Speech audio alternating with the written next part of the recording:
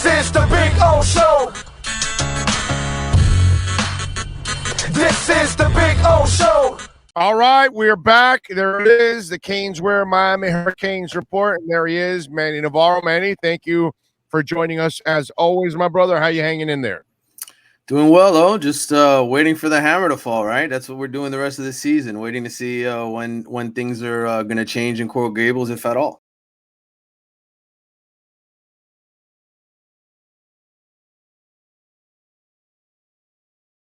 Do you think they'll change? Because I don't think they'll change. I think they'll bring them back next year no matter what, because I can't see them swallowing 2 years of salary. Yeah, well, I mean, listen, there's ways to work that out, right? Yeah. If Miami wanted to pay him to go away or work out some sort of deal here, Mark Richt, of course, left a lot of money on the table, right, when he retired. Maybe Manny Diaz feels some sense of guilt for what's happened. He'll never have this shot again, dude. He's going to take all that cash. He's going to take all that cash because right now he hasn't built a resume to get back a defensive coordinator spot, okay? Because it's not like his defense is tearing it up either. You know what I'm saying? So that's been a bad look. And you know what? I give them credit this week, man. They fought back. They got back into the game. And speaking of defense, actually his defense figured out UNC. And that's the reason why they kind of got back into the mix. Obviously, the penalties, the turnover, all that other stuff reared its ugly head again, and the rest is history. But this week, I actually gave them a lot of credit for fighting back and getting back into that game. Yeah, the kids haven't quit on him. I mean, at least the younger kids, right? The ones that are getting an opportunity to play. So I think that's what matters as far as what the administration is concerned, right? You never want to have another situation where, Clemson comes into your building and beats you 58-0, and it's a total embarrassment. They're not embarrassing Manny Diaz. I mean, they're embarrassing by losing, but they're not embarrassing him as in not putting forth effort and trying. So yes, they're still fighting for Manny Diaz. They're still trying to win. But we're at the 30-game point. They're 16-14. And when I sat in Blake James's office, 6 months after he hired Manny Diaz, as I wrote in my story this weekend, I asked him, I said, when is Miami going to be back? When are they supposed to be back? And what I meant by that was, hey, not when they're going to win the Coastal, but when are they going to actually be competing for the ACC championship and winning national championships? And he said 3 to 5 years. And we are closing in on 3 years. And the honest to God truth is they're just as mediocre as they were before under Al Golden and Randy Shannon. There is no excellence going on here. They're not even close. They're not even close to being anything like that. As I wrote, they're 1 or 2 plays away from being mediocre, right? Because if they make the field goal and Tyler Van Dyke throws a touchdown pass instead of getting intercepted at the end of that North Carolina game, they're 4-2 and 2-0 in the ACC, and everybody's they still got to. But the whole point is, it's not when do they get to the point where they contend for the Coastal or win the Coastal. It's when do they get back to winning championships, right? When do they get back to playing for championships? And that's the thing I think we can't lose sight of, because I think for too long we've been lulled into this concept of, they're building it. Al, he's recruiting well. He's got these good recruiting classes. And then you get to that point, and then they lose to Virginia or they lose to Duke, and then you're just, oh, man, they just missed making the Coastal. That's not what Miami should be about. It should be about winning championships. And, if that's what they hired Manny Diaz to do, he's falling well short of that. Yep. No, I'm with you there. We know that the transfer portal is probably going to be very active with guys that are going to want to get out because they're not getting opportunities. But on the flip side, the younger guys aren't seeing anything impressive on the coaching side. So, yeah, they're getting playing time. But, the cynical one in me says, are these young guys hungry to put something on film to help their transfer also a little easier too? Because I get the feeling that this transfer portal is going to be loaded with kids that you wanted to get rid of and kids that you wanted to keep. Yeah, it's tough to say, because the one thing I can say about the transfer portal is it's always loaded. There are over 1,000 players in that transfer portal right now. Kids that thought, well, you know what, this is a bad situation, I'm going to go somewhere else. Well, what coaches are doing now is they're looking at that transfer portal and they're saying, well, this guy sucked at Texas Tech, or this guy sucked at Georgia Tech, or this guy sucked at North Carolina. Why am I going to take him at another Power 5 school? Right. So what's basically happened is people look at the transfer portal and say, oh, this is about players getting better. No, ultimately, this is about coaches bringing in better players. And if they can't find those better players, they're just going to say, you know what? Give me the high school kid who I can try to develop. And so this is why we have reached an era now where it's really unprecedented, right? Like you look at Michigan State and what they did. They took in 20 transfers. They had a new coach come in, and instead of saying, hey, you know what? I'm going to take my time and develop high school guys, he said, you know what? I'm gonna bank on my own coaching ability. I'm gonna get this running back from Wake Forest who was splitting carries, and I'm gonna turn him into a Heisman Trophy guy. And he did it. Mel Tucker did that job. He built enough around them so that they could win enough games.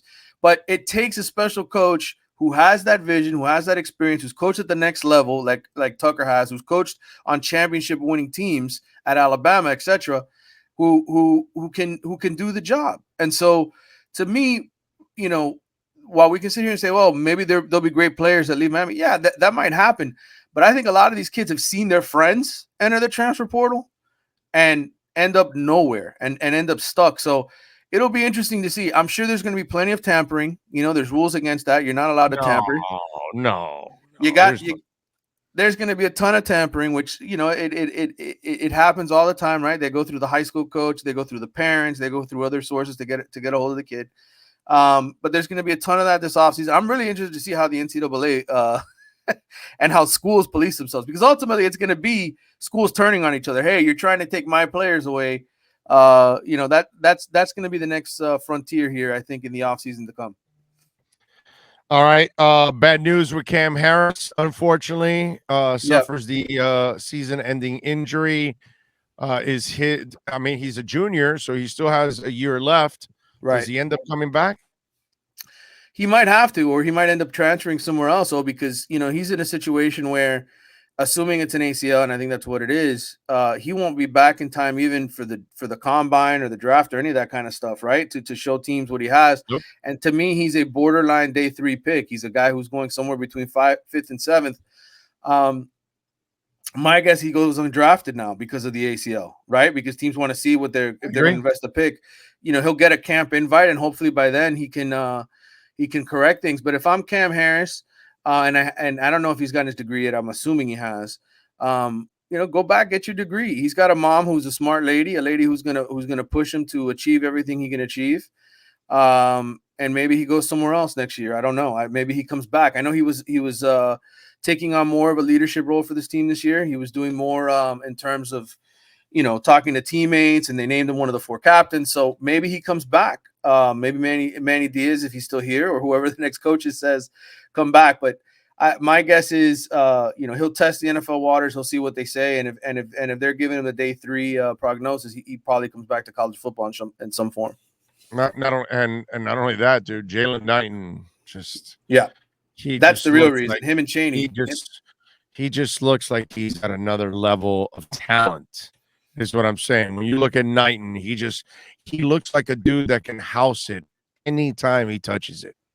Yeah, and Chaney is as well. I mean, both of those guys are higher rated coming out of high school than Cameron was. You know, most people thought Cameron's teammate at Carroll City, who ended up going to Florida, that was a better running back than Cam. Cam's a solid NFL downhill runner. He's a guy that if he plays special teams and he blocks, he'll be on an NFL roster in some way, shape, or form. I mean, I don't see much difference between him and DJ Dallas and Travis Homer, who are the 3rd and 4th running backs in Seattle. I mean, he's that kind of guy who could find a spot on a roster just as a backup or special teams type guy. So hopefully for him, it works out. He's not a bad kid. I think, you know, he expected more for his career, you know, and for himself at Miami. I think he had some frustrating moments, and, you know, I wish the best for him either way. Is Van Dyke, does he have the opportunity of sealing this job for next year? Because, I mean, the kid played well, man. He made some throws at times. He's got some ability. Yeah, he's going to make some mistakes. He's a young kid and still learning. But, man, there were some throws. That sidearm throw that he threw, that's the kind of shit that you just don't teach, dude. I don't. Right. They don't teach you those kind of things when you're playing that position. You either have it or you don't. And I give the kid a lot of credit, man. He moves pretty well for a big guy overall. But I was really impressed with him overall as a quarterback. I like what I saw from the kid. Yeah, I think, unfortunately for him, I think he's battling nerves at the beginning of the game, and as Right. Brett Lashley pointed out yesterday, it's like you can see that he's just, for whatever reason, maybe he's too juiced up, maybe he's just, a kid who takes some time to settle in. I think, and I said this before the season started, I thought Miami had 3 Power 5 starting quarterbacks on their roster. And, one way or another, it always works itself out, right? De'Aaron King gets hurt. Tyler Van Dyke gets his opportunity in part because Jake Garcia went down too. Right. So right. I think, one way or the other, Miami's going to have at least one quality starting quarterback on its roster next year. Whether Jake Garcia decides to stick it out, come back and compete for the job, or Tyler Van Dyke decides to leave because Jake Garcia is the better quarterback. I don't know. We're going to see how it pans out. I can tell you this. I felt after watching both him and Garcia in the spring, I thought Garcia was a little bit better than him. And some of the word trickling out after this injury was that, ultimately some people on the inside thought Jake Garcia would win the starting job because he's more of the complete quarterback, more of the complete leader that Tyler isn't, that he's not as vocal as Jake is. But, again, it's a good problem to have. You get this kid to audition for the next several games without having to worry about anybody else coming back. I think Jake Garcia at the earliest comes back for the last game or two, if that. So, at this point, if he can win some games, if he somehow manages to lead Miami to a win Saturday, which I don't think is going to happen, or the following week at Pittsburgh, which I don't think is going to happen. But if he somehow pulls off some wins here the next couple of weeks, then you have to feel good about him as your quarterback. All right, but the way you kind of made it sound, is this what your gut tells you? Because you made it sound in a way that maybe whoever wins that job, the other guy says, F that, I'm out of here. Is that kind of the feeling getting? It's just the way it is in college football, right? Like it just happens. And like I said, both of those guys know that they could start at a Power 5 level. Okay. And let's not forget, Dan Enos is the one who recruited Tyler Van Dyke. Okay. That's the coaching staff that recruited him. Jake Garcia got pulled in by Rhett Lashley. So if Rhett Lashley's still here, maybe both guys stick around. But if Rhett Lashley goes, maybe Jake Garcia follows him wherever he goes. It depends on what happens with the coaching situation. And, again, these kids, they feel like they can play. I think they both stick it out through the spring. And then if something becomes apparent where one guy is definitely in front of the other, then I think the guy who's the backup takes off. Any developments on the recruiting side? Well, as I told you, I think last week, the Traquan Fagans kid, the cornerback who was a top 100 top 100 player in the country, Alabama kid, went to Alabama. So again, it just comes down to real simple for Miami. You're not going to get the elite kids if Alabama, Georgia, or somebody else wants them. If those schools want them, you're going to have to find somebody else to replace them. And essentially, Traquan Fagans, did that. So again, we talk about recruiting, right? In South Florida, getting the elite players, getting the players beyond South Florida that can help your program win and get to an elite level. Miami's still not doing that enough consistently, yo. They're just not.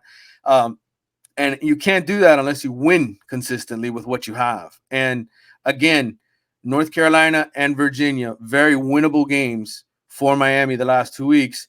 If you're a recruit, you have people around you saying, why do you want to go to that program? They're 2-4. Their coach is going to get fired. So it's hard. It's a tough climate to recruit in. Randy Shannon experienced that towards the end. Al Golden experienced that towards the end. Even Mark Richt, okay, before he retired, there were kids defecting off of those recruiting classes that he had his last year. So again, win consistently at Miami or stay in mediocrity forever. Manny, if they end up winning, let's say 4 or 5 games, 6 games, they have a terrible season. Does the AD and the coach survive in your eyes? What's your gut tell you on that? My gut tells me that the school president is under a lot of pressure right now to do something, right? To not sit on his hands. He made that announcement saying he was going to hire somebody, or not hire somebody, but have his guys look into the situation to see how it can get better. it's always a financial thing at Miami. It's always a financial deal at the University of Miami. It never has anything to do, to me, with winning or striving for more winning or making the fans happy. Like, to me, if it makes financial sense and they have the right person to replace Blake James, then maybe they make that change. But if they don't and they don't feel comfortable, I don't see anything changing. That's it. I mean, there's no other way to put it than that. I think you have to go with history. You can't just go and expect that all of a sudden things are going to change. I know Gary Furman from Kane Sport wrote a big article that just came out today saying that the guy the school president put in charge is working with the Moss family and trying to figure out how they're going to put more money forth to improve the situation. I'll believe it when I see it, bro. The Moss family?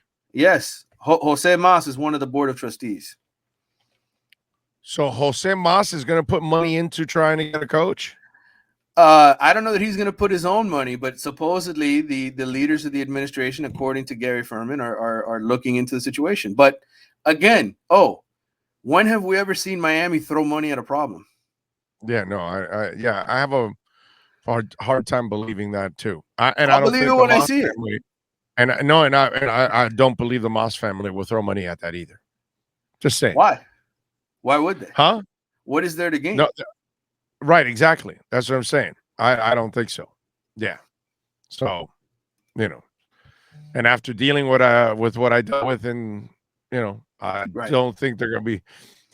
They need to throw money in their own cause, not somebody else's cause. I'm just saying. Right. Just saying from experience. I'm just saying. Right. So you may want to spend somewhere else. You may want to fix another house that you need to fix overall. And they're about to lose their asses with the Matuidi and Pizarro deals because nobody's going to want those guys. Those things are overpaid. The Higuain is overpaid. They're going to lose so much money. There is no way they're also going to put money into that situation because there's not enough money on the soccer side as it is. So, I just, I don't buy that. Yeah, I'm with you. I don't think any money is going to be thrown into it. That's kind of a story that I think, in fact, if I'm Moss, I may not want to be tied to that story because then expectations come with it and they have no expectations. Yet people might be setting expectations for them that are not realistic. You know what I'm saying? So that may be an issue there. All right, NC State. This is the second best team this year that they're playing, right? Alabama, then NC State. I mean, I would say they're going to. This is a game I fear, actually. It's kind of a tie. I think Pittsburgh and NC State. Those are probably going to be your two teams in the. But you haven't played Pittsburgh. But you haven't played Pittsburgh yet, so they're on deck. This is the second best team. No. Let me tell you, I love Pickett, dude. I love Pickett. That kid's going to play in the NFL. That kid's a winner, dude. I like him. But go ahead. What do you think about this game? No, yeah, I agree. I think NC State probably wins this game by 2 or 3 touchdowns. I think Miami's going to go out there. Unless Tyler Van Dyke all of a sudden turns into fourth quarter Tyler Van Dyke, right? Where he's that guy from the get-go and they're just moving down the field because you're going to need offense in this game. NC State plays great defense. I mean, Jalen Knighton, he may want to run the football, but this is a much better defense than the North Carolina defense. So, I think NC State probably wins this game by 2 or 3 touchdowns, but I think, again, Miami stays in it. I don't think they get embarrassed. I know I said you could lose this game by 2 or 3 touchdowns, but you know what I mean. 58-0 is different than 2 or 3 touchdowns and losing a game 28-14 or 31-14 or whatever it is. I think as long as they're in the fight and they're moving the football and they have a chance, Manny Diaz doesn't have to worry, and I think they're gonna play for him. They're good enough. There's good enough young players on this roster. There's enough Jalen Knightons. There's enough Elijah Arroyos. There's enough Romello Brinsons. There's enough, Keyshawn Smiths and James Williams and the kid who just had the pick, the Jafari Harvey who had the picks. There's enough guys that are gonna make plays to keep them in games and keep them respectable. And those guys want to play because they want to show, hey, we're good players, whether it's here at Miami or elsewhere. The defense kind of figuring these guys out last week, is that something they can build on? Because I was actually impressed You know, when as that defense got better and better as the game went on and kept them in that game, do you see that as something that can roll over into this week? Because some of that stuff we saw defensively last week, I would like to see again this week against North Carolina State. Well, I think Keontra Smith makes a big difference at linebacker. Okay, he's a very fast, undersized linebacker, a guy who can get to the quarterback, put pressure, make plays in the backfield. He only ended up playing, I think, 30 snaps, but he played great in the game. James Williams, if he stays away from the stupid penalties, he's a great player. Come on. He's the new Amari Carter now. Well, I wouldn't call him Amari Carter. The one where he got pushed into the kicker was a teammate pushing him into the kicker. Okay, it wasn't like. And then there were a couple flags last week that I was just kind of shaking my head, like I can't believe the refs called that. For instance, the Zach McLeod when he tackled Howell, they talked about throwing all his weight on top of him. Like, I've never heard of that rule, throwing all your weight on top of a quarterback. It's like, what is he supposed to do? He's got the guy by his torso. What is he supposed to softly place him on the ground? But anyway, again, I think with James Williams, he's just an aggressive kid. He's going to play the game really hard. You're going to have to live with some of that stuff. But you ask me, is he a better player than Amari Carter? By far. I mean, the guy knows exactly how to locate the player with the ball and pursue him and bring him down. I just think he's trying to make a play like a lot of the other guys, trying to make big plays to pop. And he just has to settle down and wrap up. If he does that, and by the way, Cameron Kitch is another guy who I really like a lot, the other safety. And you're going to get Avante Williams back this week. He'll play some. They got to keep certain guys off the field. Guys like Gervin Hall who continue to make the same mistakes over and over and over again. Yes. Avante Williams will get Gervin Hall snaps. I think you're going to see a lot more of Marcus Clark, who unfortunately had that ball go through his hands against Virginia. But that kid is lightning fast. And he played receiver in high school. So he knows how to hold on to the football. He just happened to have one go through his hands. So I think there's going to be better players on the field this week, but NC State's a better team than North Carolina. So I don't expect Miami to win. Follow him on Twitter and Manny_Navarro. More importantly, catch his work there at The Athletic and subscribe to The Athletic like I do. Support Manny and all the great writers over there at The Athletic. Get your local and national coverage there at The Athletic. Manny, as always, you're a stud, my brother. Thank you for taking some time. We'll touch base on Friday as we get ready for the NC State game. All right, brother. Talk to you soon. You got it. Here you go. The great Manny Navarro and our Canes, where Miami Hurricanes report.